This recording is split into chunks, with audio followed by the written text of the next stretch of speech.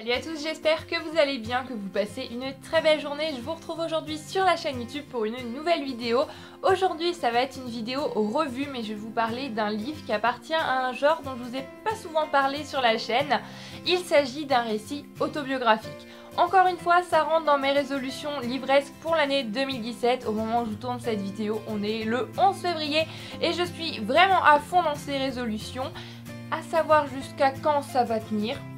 Voilà, je croise les doigts pour que ça tienne jusqu'à la fin de l'année, ce serait bien quand même, c'est le but des résolutions.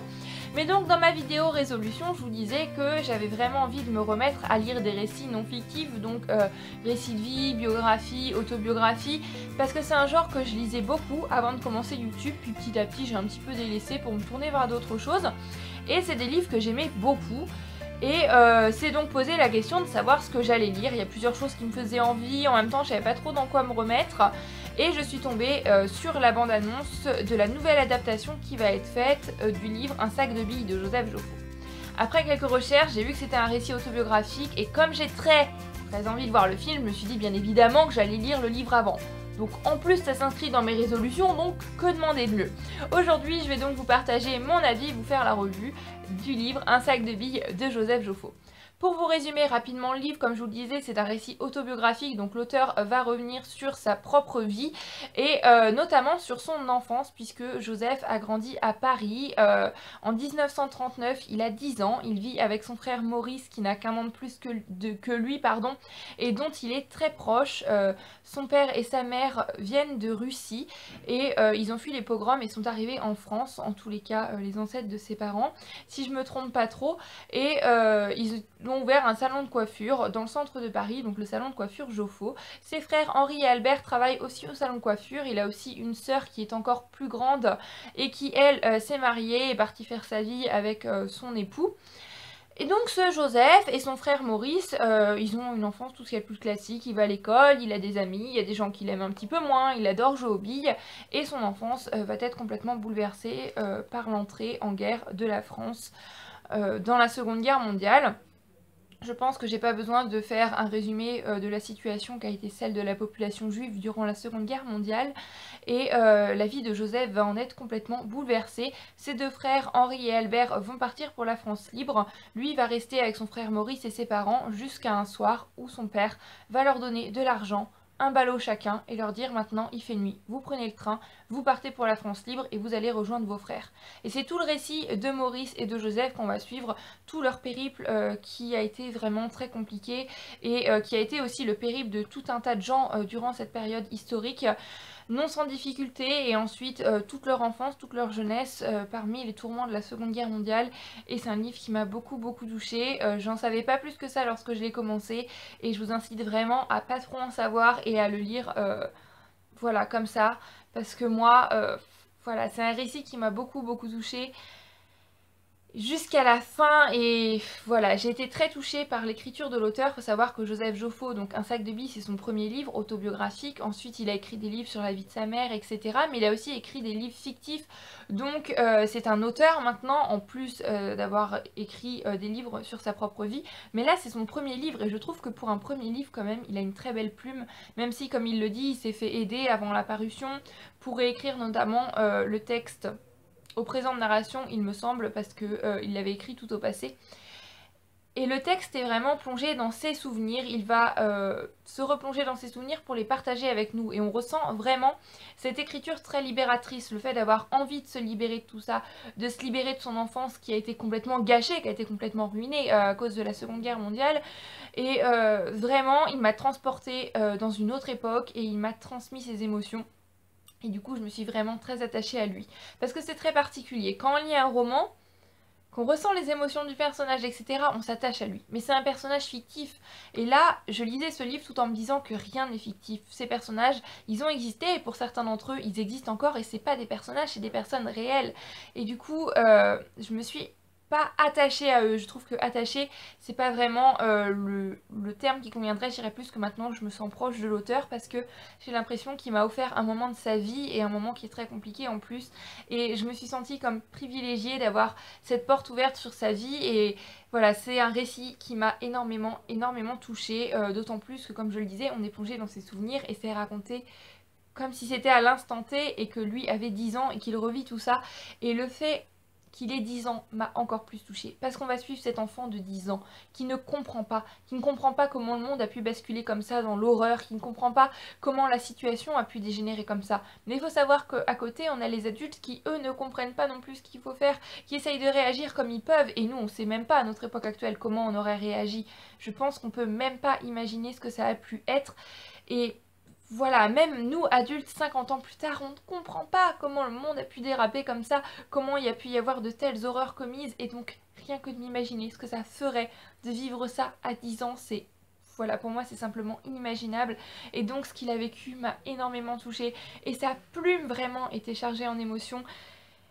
Voilà, je ressens vraiment un sentiment de proximité de l'auteur parce que j'ai l'impression de connaître un morceau de sa vie, et c'est ça qui est très particulier avec les récits biographiques, autobiographiques, et voilà, je pense que encore plus qu'un roman, ça me touche encore de plus près parce que je me dis que rien de tout ça n'est fictif, chaque personne a existé, chaque événement a eu lieu, et voilà, c'était un moment vraiment riche en émotions. Je le redis encore une fois, c'est vraiment l'émotion que je retiendrai de ce livre parce que voilà, ça m'a noué à la gorge, ça m'a noué au cœur à plusieurs reprises, et j'avais envie de connaître la suite, et j'étais liée à ces personnages qui en fait ne sont pas des personnages, et c'est ça que je trouve complètement incroyable avec les récits autobiographiques. Avec ce livre, j'ai appris beaucoup de choses aussi sur cette période historique qui est la période de la Seconde Guerre mondiale, parce que c'est vrai que les livres, fictifs ou non, que je lis généralement tournent plus autour de la Première Guerre mondiale, parce que la Seconde Guerre mondiale, faut le dire, on l'a étudiée en primaire, on l'a étudié au collège, je l'ai encore étudié au lycée, donc il y a un moment où on a l'impression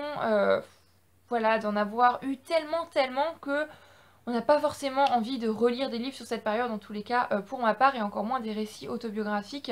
Et puis comme c'est une période qui reste assez proche de nous, point de vue historique, je prends peut-être pas forcément assez de recul, et voilà, j'ai encore un petit peu de mal à lire des récits autobiographiques sur cette période, mais j'ai quand même appris certaines choses que j'avais pas forcément apprises à l'école, au collège ou au lycée, notamment le fait que à un moment les Allemands sont allés dans la zone libre, ça je ne le savais pas. Voilà, peut-être que je l'ai appris, que j'ai oublié, c'est possible aussi, mais d'autres petites choses je vous en dis pas trop. Voilà, ça m'a beaucoup intéressée aussi, en plus de tout l'aspect vie de l'auteur, etc. C'était très intéressant et très instructif. L'édition que j'ai lue, c'était l'édition du livre de poche, et il y avait une postface de l'auteur à la fin qui revient sur plusieurs questions qui ont pu lui être posées lorsqu'il est allé faire des interventions, des conférences dans des collèges et des lycées par rapport à son livre.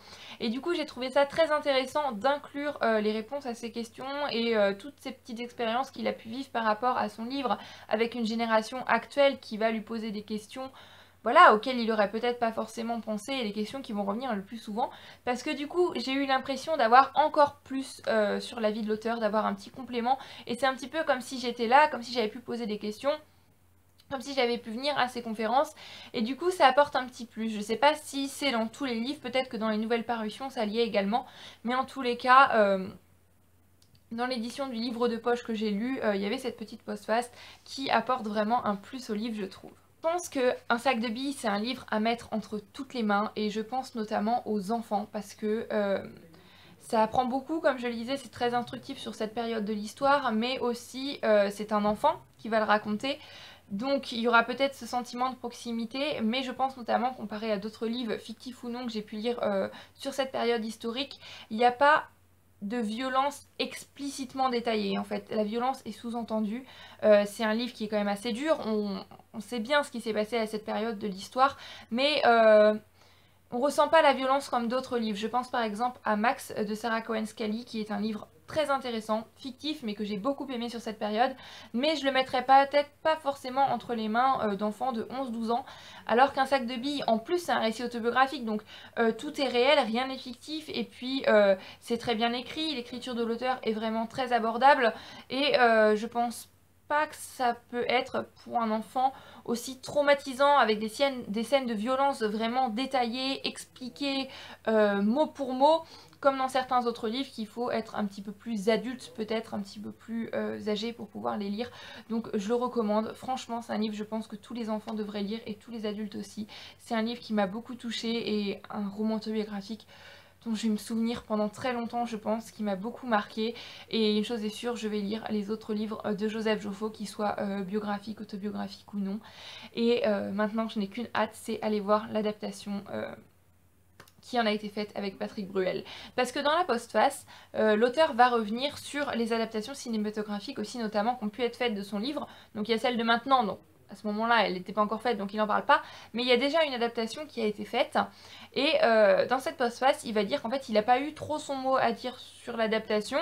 En fait c'est une fois que le film a été fait qu'on lui a montré qui avait été fait, donc il y a certains petits détails qui changent par rapport au livre et avec lesquels il était peut-être pas forcément d'accord, mais à ce que j'ai compris là il a eu un petit peu plus d'influence, il est allé sur les tournages etc, donc je pense que ça va peut-être être plus fidèle au livre. En tous les cas j'ai hâte de me faire mon avis. C'était pas un coup de cœur, j'ai beaucoup de mal à dire coup de cœur pour un récit de vie comme ça, autobiographique, mais en tous les cas, une chose est sûre, c'est que c'est un livre qui m'a changé, qui m'a beaucoup appris, qui est très beau, qui est chargé en émotions encore une fois, et voilà, sans vraiment que ce soit un livre noir, un livre où c'est vraiment du pessimisme, où c'est horrible, non, parce qu'il y a des moments quand même où j'ai ri, où j'ai souri, parce que voilà, c'est un enfant, c'est sa vision d'enfant, et parfois il fait des petites bêtises, et parfois... Voilà, même dans une période horrible de l'histoire, eh bien ça reste un enfant malgré tout, même si son enfance a été volée par l'histoire. Et voilà, en plus il a un humour par moments, je pense notamment dans la postface, qui m'a fait rire. Donc voilà, je pense que Joseph Joffo est une personne géniale, est une personne incroyable et maintenant de laquelle je me sens un petit peu proche. Ça peut paraître un petit peu bête, un petit peu stupide, mais je pense que pour ceux qui lisent des récits biographiques, autobiographiques comprennent ce que je veux dire. C'est vraiment une sensation très particulière sur laquelle j'ai beaucoup de mal à mettre des mots, je pense que vous l'aurez peut-être remarqué. Donc voilà, je vais terminer cette vidéo en vous disant bien évidemment de courir vous procurer un sac de billes de Joseph Joffo parce que ce livre est tout simplement génial. Donc voilà, j'en ai terminé pour cette petite vidéo revue, j'espère qu'elle vous aura plu. En attendant la prochaine vidéo, je vous fais comme d'habitude à tous plein de bisous. Je vous dis à très bientôt dans une prochaine vidéo, prenez grand soin de vous et passez de très belles lectures. Bye bye.